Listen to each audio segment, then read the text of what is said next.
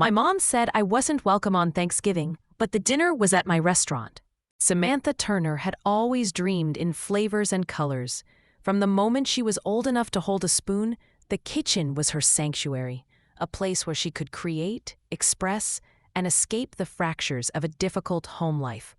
Now, at 28, after years of toiling under the fluorescent lights of New York's busiest restaurant kitchens, she had finally opened Haven, her own cozy spot nestled in a charming corner of the city.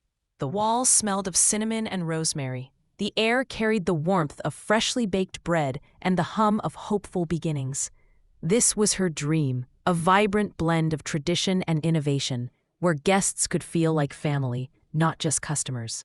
Yet, amid the simmering pots and clink of glasses, a shadow lingered over Samantha's heart, the cold divide with her mother, Margaret, a woman steeped in old-world expectations. Margaret's words were as sharp and biting as a winter wind. She viewed Samantha's passion for the culinary arts as a frivolous escape, a distraction from what she considered a more respectable path. Every achievement felt like a contest lost, every small success diminished or dismissed.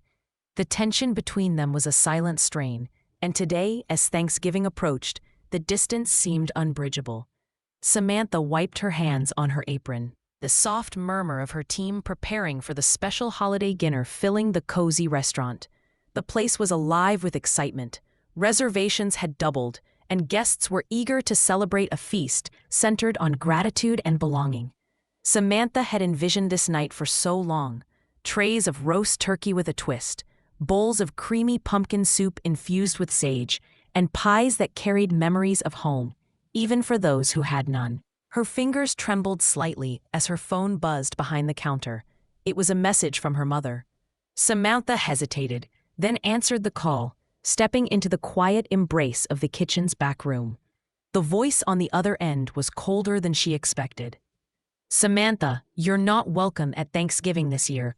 We don't want you there," Margaret said, her tone brittle, the words laced with years of judgment. "You think this little restaurant, this fad, you think it's a real life? You're not part of this family anymore." Samantha's breath hitched.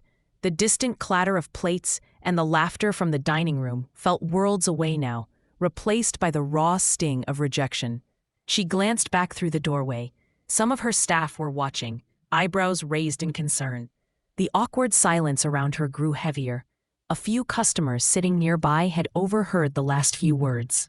Her cheeks flushed, not with the warmth of Thanksgiving candles, but the sharp burn of public embarrassment. Her mother's voice pushed forward again, relentless. "Don't bother showing up. Your place is here, with those pretentious dishes and those people who don't understand real family." Samantha swallowed hard, the humiliating weight of exclusion settling deep inside. There was no invitation, no warmth, only cold finality. When the call ended, the silence of the room echoed louder than any clap of thunder. Samantha's hands clenched into fists. The very day meant to celebrate togetherness was marked with fractures and unseen scars. Back in the dining room, the hum of conversation continued, but for Samantha, something had shifted. The glimmer in her eyes dimmed momentarily, clouded by the sharp pain of being cast aside. She felt the heavy gaze of others, the whispered judgments she imagined slipping through the cracks of the worn walls she worked so hard to build. Her sanctuary felt invaded by doubt and loneliness. As she forced a small, tremulous smile and turned toward the simmering pots, a knot tightened deep in her chest. How could she face the crowd, the celebrations, the traditions she cradled in her cooking, when the woman who should have been her greatest advocate had dismissed her so cruelly? The restaurant, buzzing with life, felt suddenly crowded with ghosts. Yet beneath the shame that threatened to swallow her, a tiny ember glowed, the quiet, stubborn flame that had fueled her this far. Samantha swallowed the lump in her throat, wiped a trembling tear from her cheek, and stepped back into the dining room. This night was hers to hold, no matter how fractured her past. The tension lingered, like a storm hanging just beyond the horizon.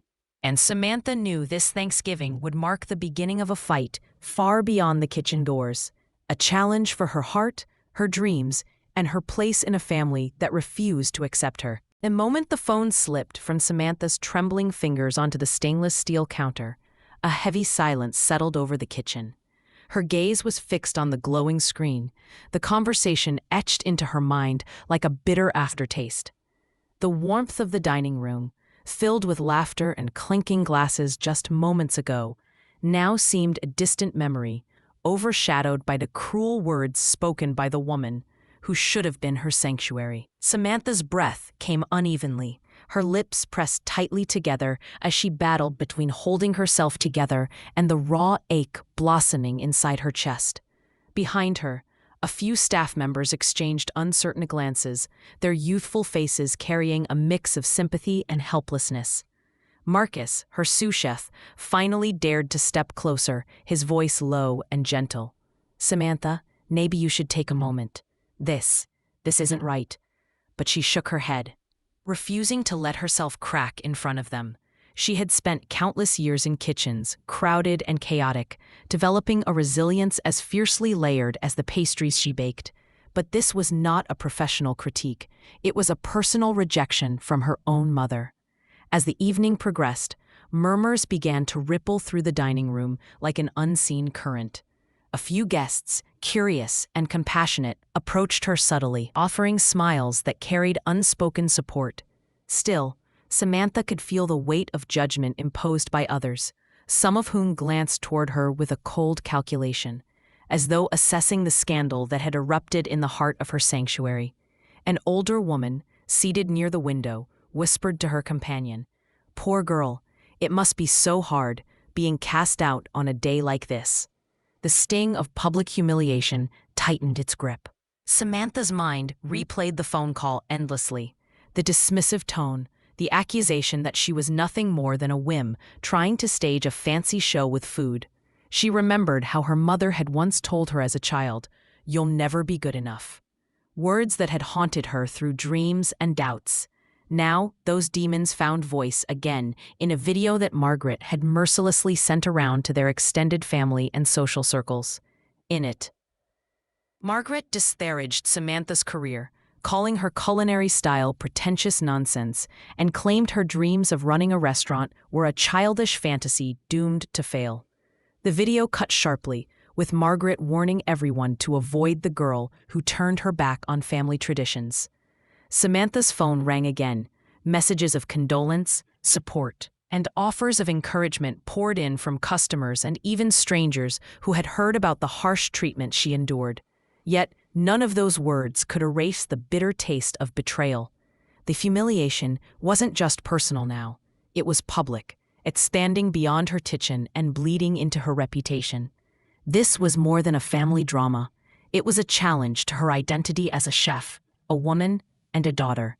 In that moment, the room seemed both suffocating and expansive, a gallery of judgments and whispered condolences.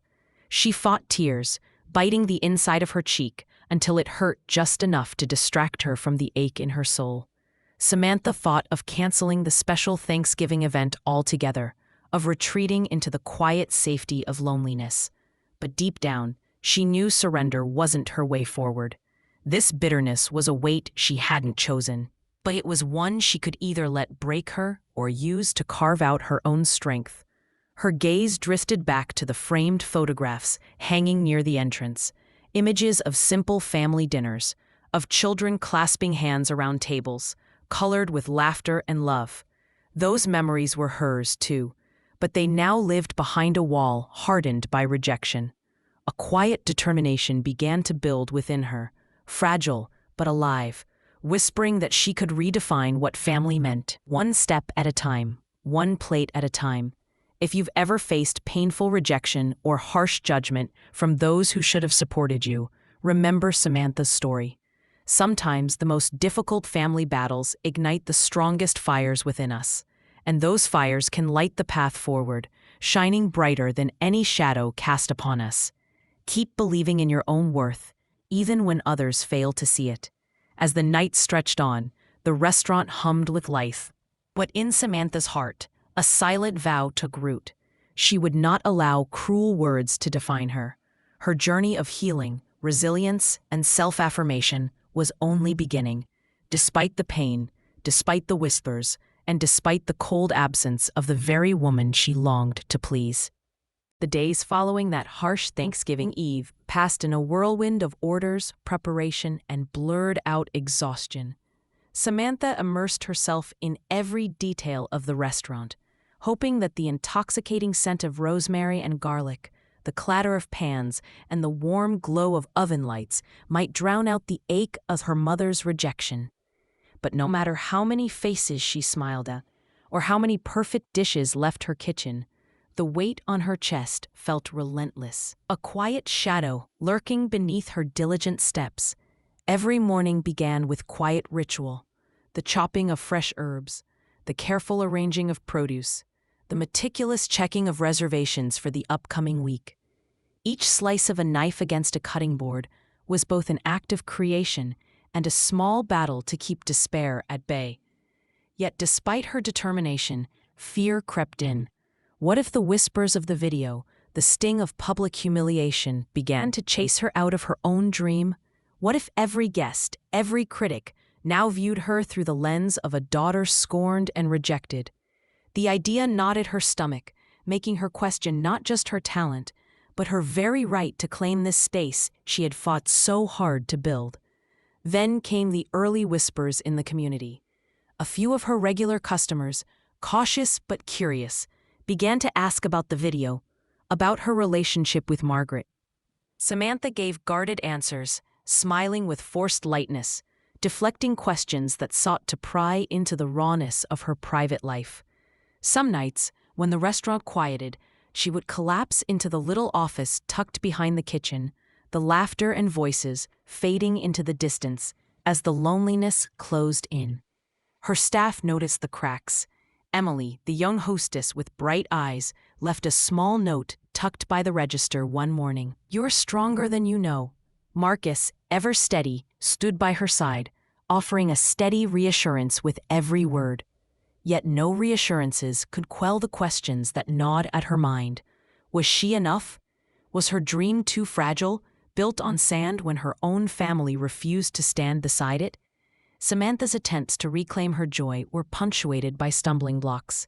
Reservations dwindled as word spread about the family drama, some guests choosing other places, unwilling to become involved in what was perceived as a mess. A crucial meeting with a supplier ended abruptly when the representative, upon hearing her name, hesitated, noting the unfavorable online chatter.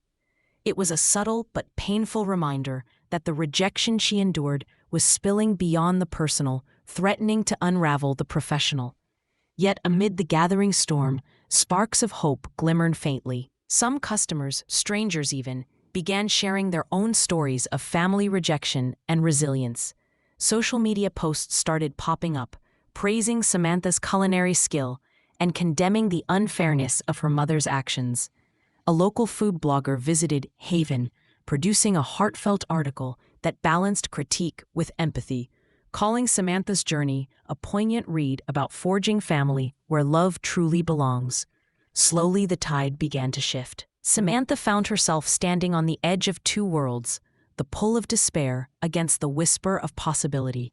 Some nights, when exhaustion gave way to clarity, she allowed herself to dream again. The flame of her vision flickered, fragile but unbroken. She remembered the stars she had traced in the kitchen's twilight hours as a teenager, the promise she made to herself to never let anyone dim that light. More than once, Samantha considered reaching out to Margaret, writing a letter, seeking a truce, a bridge. But the wounds were too fresh, the cold, a barricade neither dared to cross. All she could do was gather the ashes of her hope, stoke the embers, and prepare for the fight ahead. To anyone who finds themselves doubting when the world seems cruel, remember, healing is a winding, difficult path, often requiring patience with ourselves and faith in unseen tomorrows. It's okay to falter, to feel lost, but every step forward plants a seed for new growth. And Samantha was about to take a step that would change everything, though she did not yet know it. The story was far from over. The spark waiting in the shadows was about to ignite. The night before Thanksgiving arrived like a storm cloud hanging heavy and unyielding over Samantha's mind. The restaurant, usually a sanctuary of vibrant aromas and bustling energy, felt palpably different, an undercurrent of tension weaving through every corner. She had worked tirelessly to prepare the special menu, striving to perfect every detail in the face of shrinking reservations and invisible whispers. But the warmth she hoped to create now seemed stifled by the cold reality outside the kitchen walls. The final hours before dinner service were the most grueling. As Samantha moved between stations, sampling sauces and adjusting seasoning, a knot tightened in her stomach. Despite her efforts, the weight of her mother's rejection pressed down like a relentless tide, threatening to drown the passion that had fueled her through years of hardship. Her team worked quietly, sharing furtive looks of concern, sensing the tension, but unsure how to break through the fragile barrier encasing her. Then, the unthinkable happened. A well-known food critic, a man whose opinion could make or break careers, arrived unannounced. Word from the grapevine was conflicting. Some said he had come to show support after hearing the story, others that he was there to observe the brewing turmoil firsthand. His presence sent a ripple throughout the staff, and Samantha's hands shook for the first time in years before she composed herself to face him. The critic's gaze was cool and calculating as he tasted each dish with a detachment that made the air thick with anxiety. Meanwhile, social media continued to buzz, not always kindly. An anonymous comment thread erupted with harsh words aimed directly at Samantha, calling her a failure who couldn't even keep her family. It was a digital echo of Margaret's disdain, magnifying the cruelty on an unrelenting scale. Suddenly, the climax of humiliation struck. During a brief lull, Samantha received a text message that froze her in place. A video clip sent by an unknown number, showing a group at her mother's table, the extended family celebrating Thanksgiving without her, raising glasses and laughing in a way that was not just exclusion, but deliberate erasure. The video was captioned, "Family doesn't wait for the lost to find their way back." The message was clear and cutting, a final declaration of rejection broadcast without remorse. Samantha's breath caught. Her world, the one she had carefully built, now felt shattered beneath her feet. The room spun as the whispers from phones and screens roared around her. Tears pricked her eyes, not of sorrow this time, but the fire of anger and resolve slowly kindling in their place. She sank to the floor behind the counter, the cold tiles biting into her knees, the noise and judgment closing in like a tide. It was, unquestionably, her lowest point. The dream she had nurtured since girlhood appeared fragile, vulnerable to destruction from forces she hadn't bargained for, not from a competitor, but from her own blood. Samantha wanted to disappear into the shadows, to relinquish her ambitions and retreat into silence. And yet, amidst the darkness, something within her stirred, a deep, raw heartbeat pushing back against despair. She realized that the rejection she endured was not just personal cruelty, but a challenge thrown down before her. A challenge to rise, to own her story, and to fight for the life she deserved. The bitterness of exclusion was a harsh teacher, but one that demanded courage. "Not everyone will see your worth," she whispered to the empty kitchen, "but you can still make something beautiful out of this." The resolve took root there, steady and unyielding. Samantha knew that she could no longer hide or forgive silence. She needed to harness this storm, to forge strength from the pain, and find a path forward that transcended the bitterness of her past. If you have ever found yourself swallowed by the darkness of betrayal, take heart. The deepest valleys often lead to the highest peaks, but the climb begins only when you decide not to stay down. Tonight was the tipping point, the crucible that would forge Samantha's next steps, not into defeat, but into the boldest chapter of her story. In facing the harshest rejection, Samantha was about to discover a wellspring of resilience that no cold dismissal could ever extinguish. Her journey was far from over, and soon the world would witness the power born from this pain. Remember, when you find yourself falling to your lowest, sometimes that is precisely when the greatest growth begins. Keep fighting, even when the night feels endless.